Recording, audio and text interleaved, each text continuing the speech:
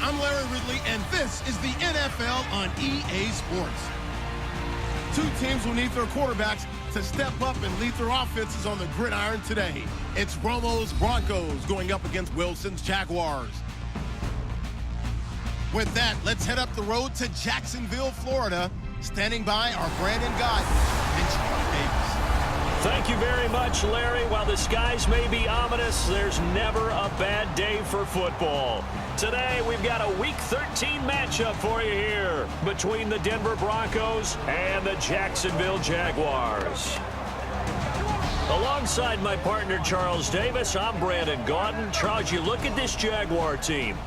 They come in after a loss last time out, but they've still been in good form, winners of 6 of their last 8. Meanwhile, for the visiting Broncos, they come into this one fresh off a victory that finally snapped a 6-game losing streak. And there's nothing like that win that makes everyone happy.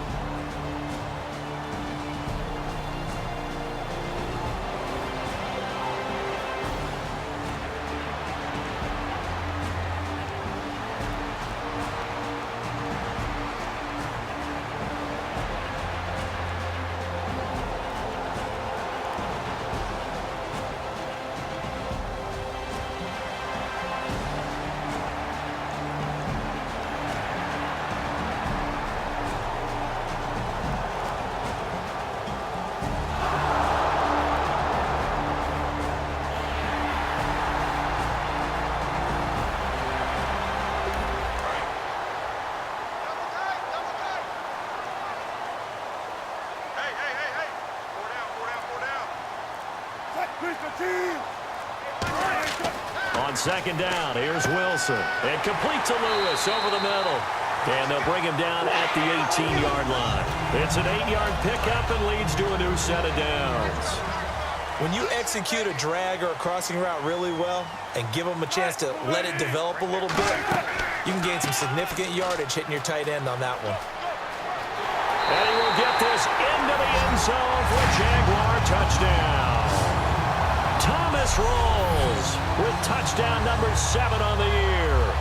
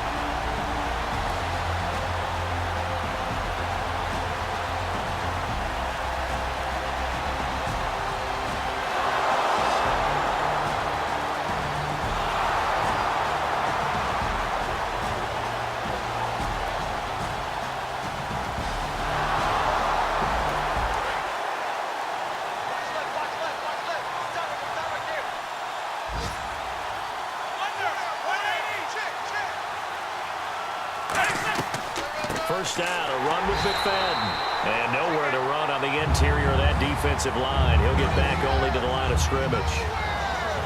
There's another example of why they haven't scored any points so far. I think it's time to abandon the run game, spread things out, and go to the air. It certainly can't be any worse than what they've done so far. Just a couple on the pickup there, and now it's third down.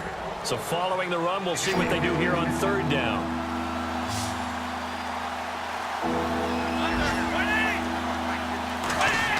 Throwing on third down, Romo.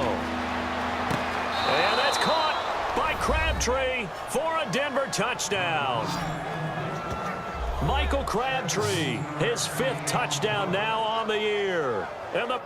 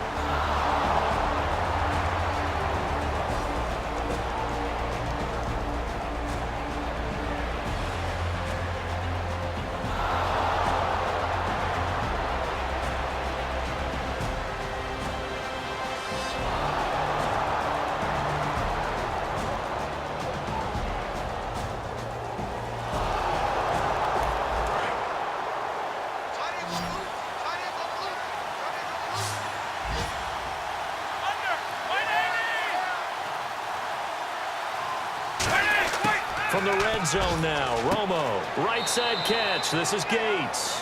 The completion good for 3, and it's second down. Got to give credit where it's due. Really nice defense on that play. The pitch and catch was successful, but not any run after it.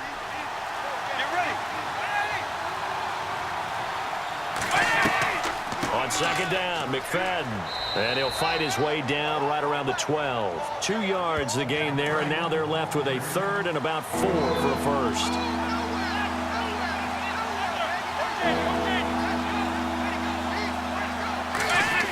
Now it's Romo. Crabtree with it over the middle. He won't go down. And he picks up the first as he's able to take it down to the 7-yard line. Well, they've had a great, impressive drive going here, and that pickup ensures the drive continues. And not only do you continue the drive, which is demoralizing for the guys on the defensive side of the ball. And he'll take it into the end zone for a Denver score. Darren McFadden, his 3rd touchdown now on the year. And the Broncos have taken the lead. And there the counter play proves successful.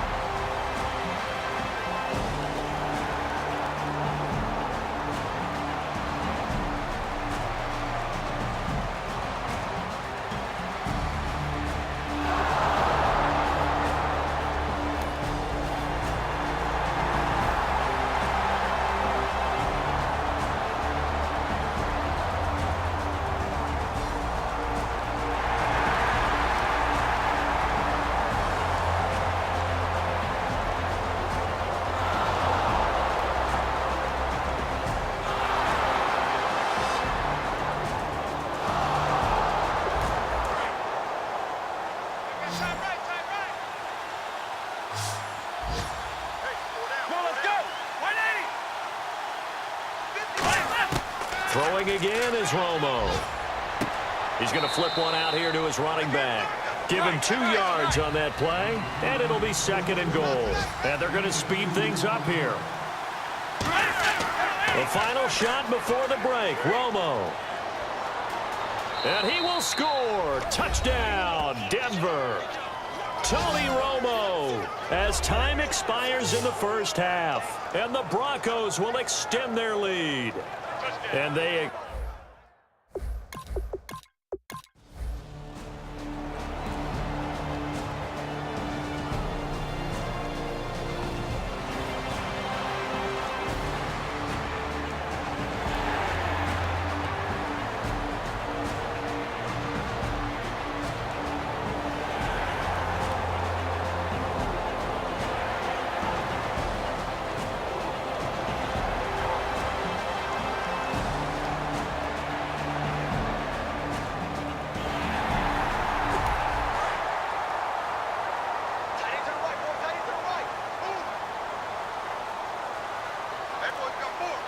Rolls the lone man in the backfield. And he'll get it up the middle. And he is going to lose yardage here.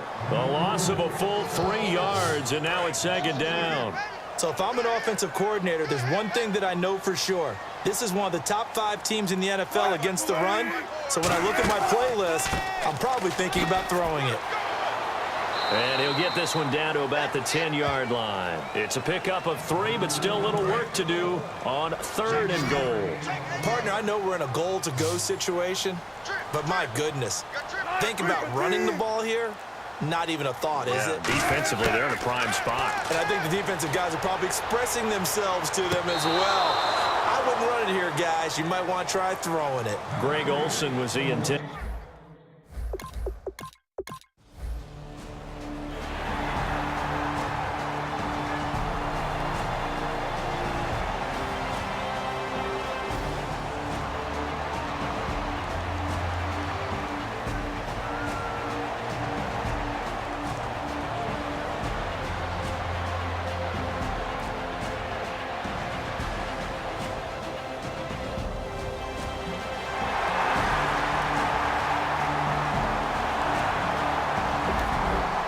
going to be a stoppage here. The booth wants to take another look.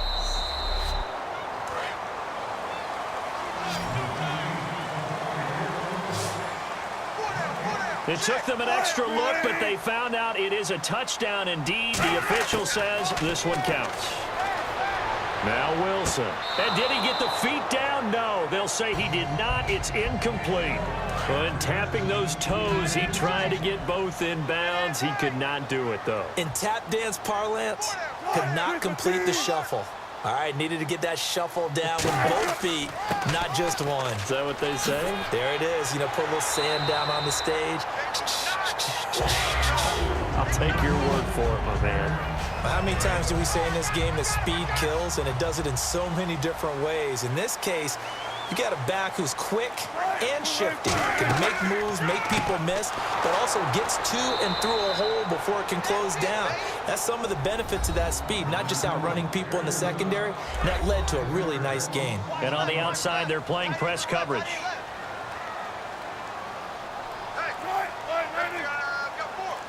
Second and goal. Defense digging in again here.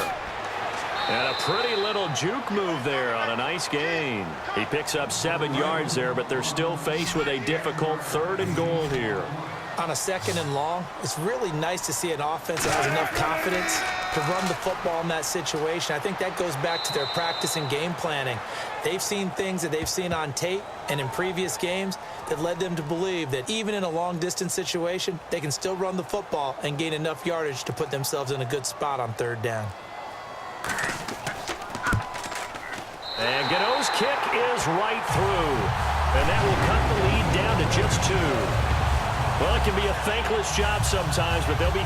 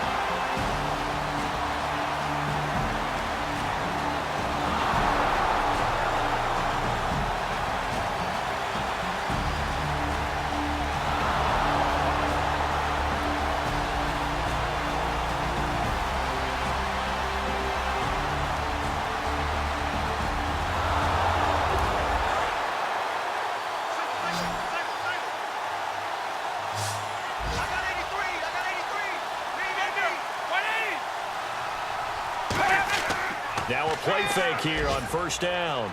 Deep drop. That is caught at the 7. And he is into the end zone for a Denver touchdown. Antonio Gates, his second touchdown on the season.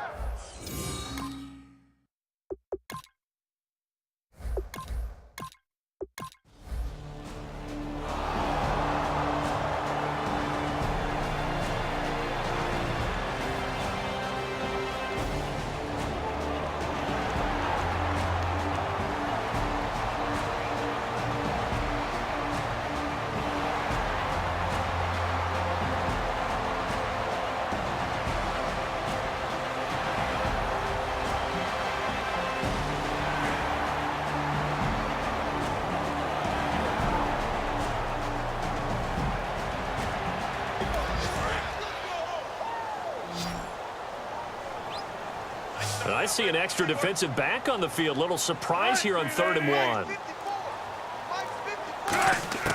On 3rd and 1, Wilson. A bullet throw, but incomplete. He was looking to get it to Jarvis Landry that time. And it's 4th down. I'm not sure we could spot any tendency here on this 3rd down. They could have run it or passed it. Either one was available. They chose to try and get it through the air, but they were unsuccessful. And Gano's kick is right through. And that'll move them back within 6 now.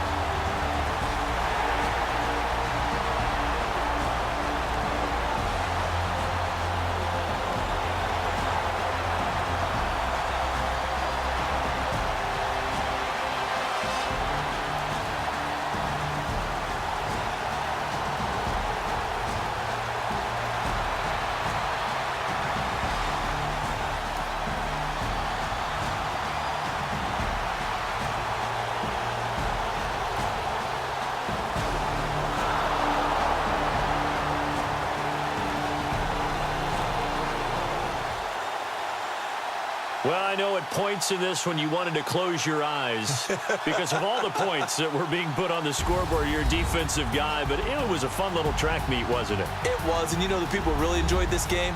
They're the ones that like going to batting practice at the Major League Baseball parks, right? Seeing the 14-11 game, that sort of deal, that's right up their alley with what we saw in this one.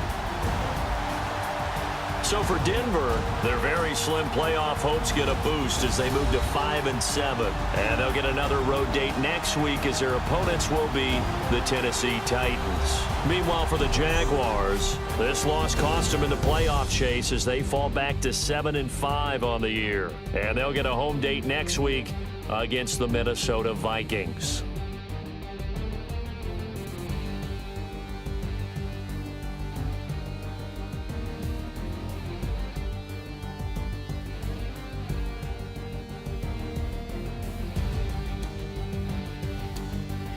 That'll do it for us. For Charles Davis and all our hardworking crew, I'm Brandon Gaudin. You've been watching the NFL on EA Sports. For more, find us on Twitter at EA Madden NFL.